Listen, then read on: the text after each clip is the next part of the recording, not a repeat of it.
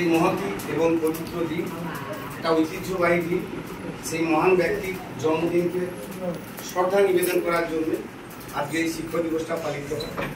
নিশ্চয়ই পূর্ববর্তী বক্তা যারা ছিলেন, সেই স্বাধীন ভারতের প্রথম উপরাষ্ট্রপতি এবং দ্বিতীয় রাষ্ট্রপতি সর্বপল্লী রাধাকৃষ্ণন তার জন্মদিন। এই জন্মদিনটা শুধু জন্মদিন হিসেবেই পালন করলে হবে না, এর সঙ্গে আমাদের অনেক কিছু বোঝাপড়ার বিষয় আছে, অনেক কিছু জানার বিষয় আছে। আর আমি মাস্টারমশাই বা আমরা এখানে মাস্টারমশাই হয়ে বসে গেছি মানে আমরা সব জেনে গেছি, সব বুঝে গেছি এমনটা না। আমাদেরও অনেক কিছু জানার আছে, বোঝার আছে, দেখার আছে। তো জায়গাটা অত্যন্ত ছোট হয়ে গেছে, একটু বড় পরিসর হলে ভালো হতো। সবাইকে তারা আমরা একসঙ্গে পেতাম, আমাদেরও ভালো লাগতো, তোমাদেরও ভালো লাগতো। যাই হোক, স্যারা হয়তো আগামী দিনে সেটা একটা ব্যবস্থা করবে।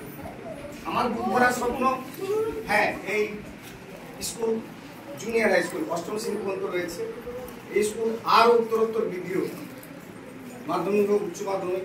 এখন ঘটনা হলো কি, যেটুকু না বললে নয়, এখানে অভিভাবক যারা আছে আমাকে পাঠ্য স্যার অনেক করে বলেছি, আমার দু ছেলে তোমরা জানো, প্রথমটাকে ওই স্কুলে ভর্তি করাতে পারিনি, দ্বিতীয় কেউ পারিনি। কেন তোমরা নিশ্চয়ই জানো, আমাকে চিনো ব্যক্তিগত হবে।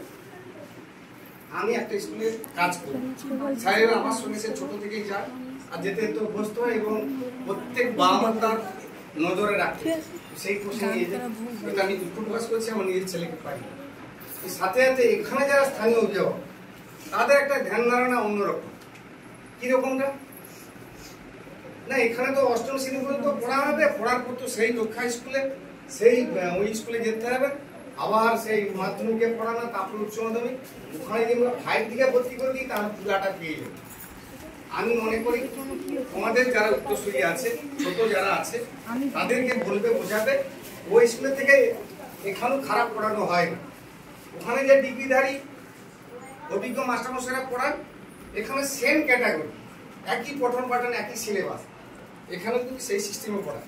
যে লক্ষ্য স্কুল খুব ভালো পড়ায়, খুব উন্নত